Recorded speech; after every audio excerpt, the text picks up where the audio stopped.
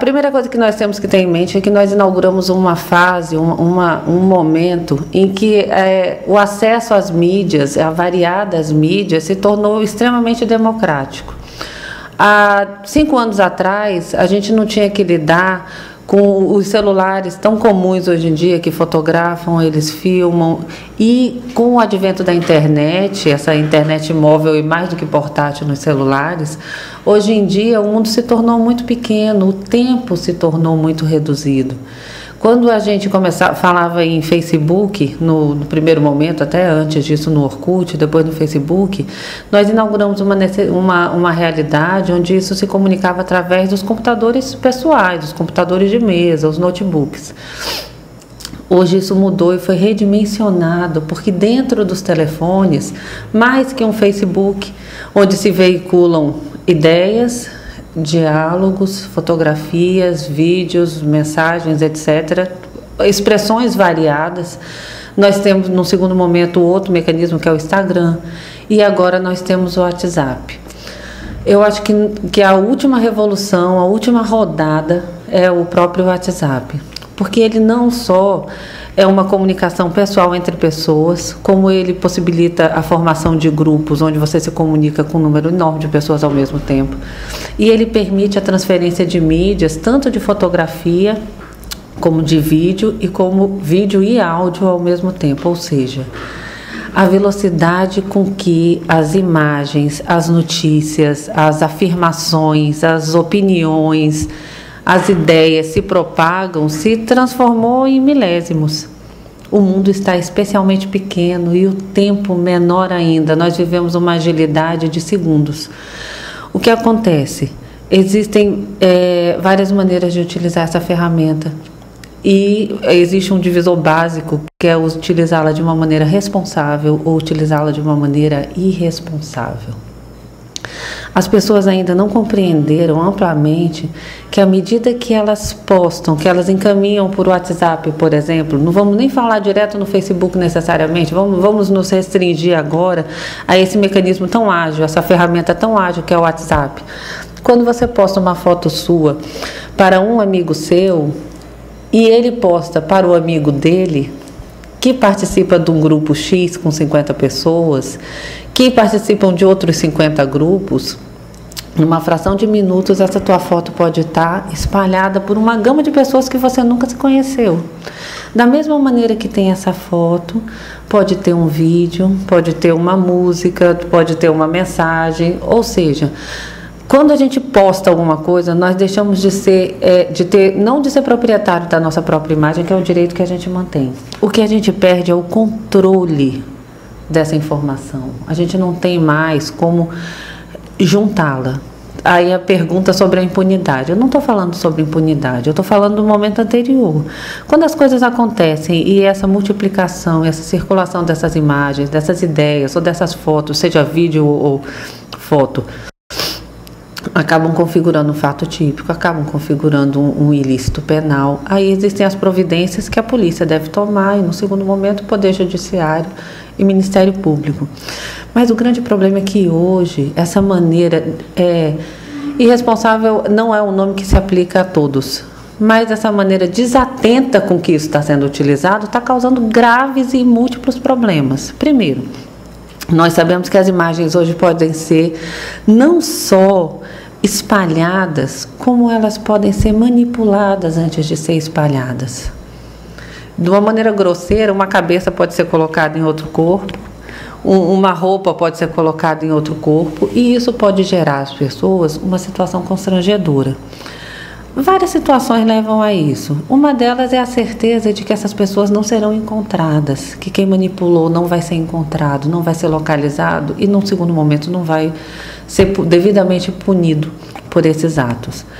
A primeira coisa que eu tenho a dizer é: sejamos menos inocentes e mais responsáveis no que diz respeito a essas mídias, não só as que a gente posta, seja o WhatsApp, seja Instagram, Facebook, ou seja lá como for, mas também responsável com as que a gente recebe e mais responsável ainda com as que a gente propaga, que não são nossas. Perceba que quando a gente falava no mundo que se concretizava através só de palavras e escritos, quando se define e quando o tipo penal da difamação ou da injúria, a gente não fala só daquele que está ofendendo a honra do outro, mas a gente fala também daquele que propaga essa ofensa. No segundo momento, quando a gente fala da voz da pessoa ou da imagem da pessoa, a gente está falando de um direito, um patrimônio pessoal daquele outro alguém. Então percebam que à medida que, além de você utilizar a imagem de outro, você ainda faz de uma maneira difamatória, de uma maneira injuriosa, que leva a pessoa a uma situação constrangedora, que atribui a ela uma atitude que ela não toma efetivamente, que você manipula e usa a fisionomia de uma pessoa no outro corpo, etc. Isso aí você seguramente, além de lançar mão da imagem, que por si só já é um crime, você está também, talvez, injuriando ou difamando essa pessoa de acordo com o que você está propagando. Então, isso é um segundo problema. Quando a gente fala as pessoas estão atribuindo a outros. São tantos problemas que a gente está tendo que enfrentar e eles estão se sofisticando, eles estão se requalificando. À medida que o carro anda, os problemas começam a aparecer. E é isso que a gente está vendo. A gente vive uma fase de refino que os problemas do uso dessas ferramentas estão aparecendo. Veja bem.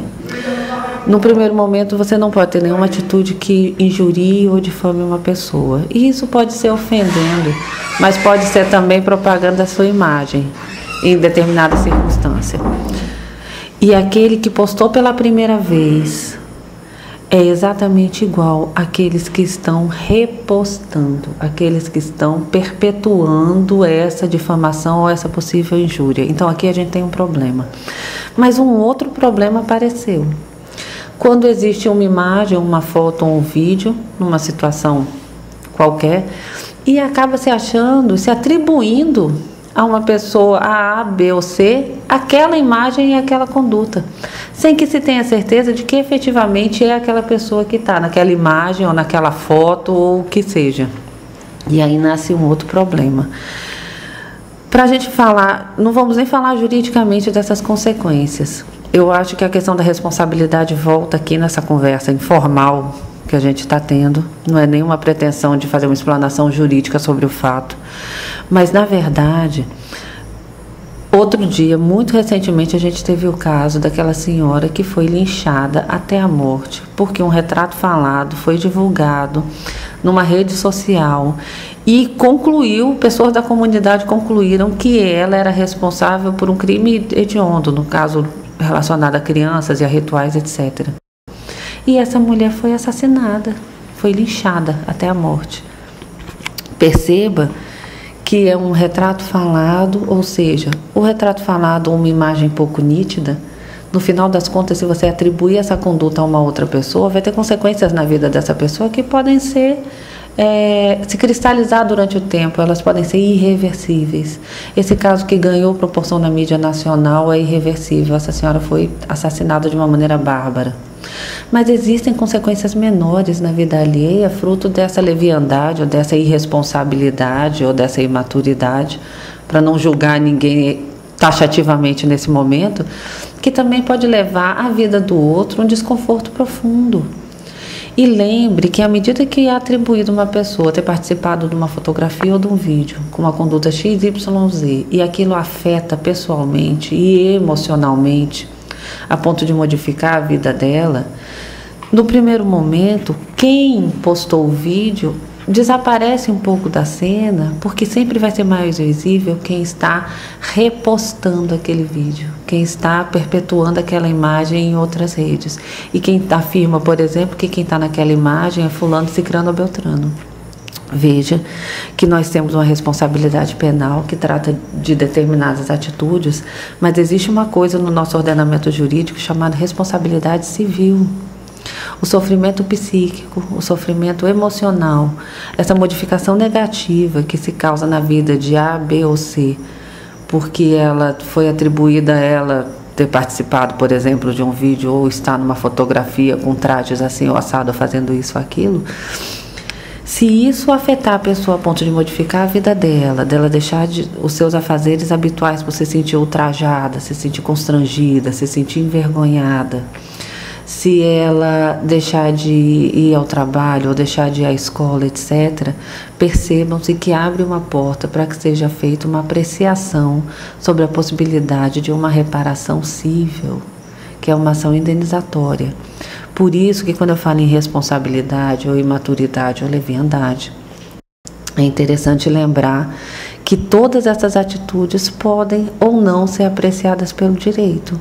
E não é necessário que seja um crime e a pessoa seja presa, que quem difama e injuria não é exatamente essa a pena, que não haja outro tipo de consequência jurídica.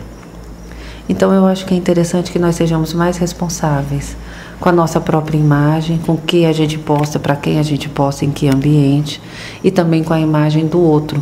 E com afirmações que a gente começa a fazer em cima dessas ditas imagens, para evitar que no segundo momento, mesmo não sendo o autor do vídeo, mesmo não sendo quem fez a gravação, ou quem tirou a foto, ou quem postou essa foto pela primeira vez, acabe entrando dentro desse circuito de multiplicações e de injúrias e difamações e afirmações e de uso da imagem do terceiro, e acabe respondendo por isso, seja juridicamente, seja penal ou seja civilmente. Então, na verdade, eu acho que a gente está falando mais de responsabilidade e mais de bom senso, no primeiro momento, até mesmo do que direito. E é interessante que cada um seja capaz, pelo menos por um minuto, de se colocar no lugar do outro, de se sentir constrangido ou vulnerado em determinadas situações. Os equipamentos estão aí, democraticamente acessíveis a todos. Hoje todo mundo tem um celular que tem internet e anda-se pelo mundo. Mas isso não significa que a gente possa fazer isso impunemente. Então é interessante, mais uma vez, lembrar que todas as nossas ações podem ser apreciadas e ter um resultado depois, ou seja, podemos ter que arcar com as consequências das nossas atitudes, e isso vale para todos, às vezes na esfera penal, outras na esfera civil, que em vez de incidir sobre a sua liberdade individual diretamente, tem repercussões patrimoniais. Então é interessante que todo mundo reflita sobre isso com mais ou menos de 18 anos, porque essas consequências podem chegar.